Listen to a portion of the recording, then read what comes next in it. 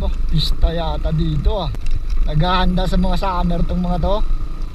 Tingnan nga natin, silipin nga natin yung spot nila kung goods. Maraming cottage oh. 50 pesos in transfer person. Tanong na natin. Ay, close. Madam, magandang hapon. Sarado? Tapos yung entrance niya 51. Pag sa gabi o sa pool overnight 50 pa rin yan. Ganun pa rin. Ito pala siya. Okay, maganda kwarto-kwarto din ha. Villamar Resort.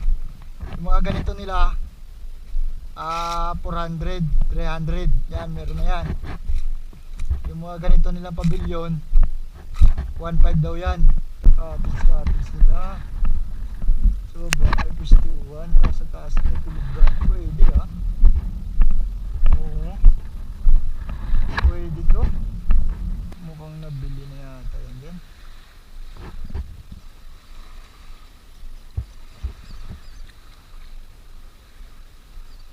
Wala na, binakuran na.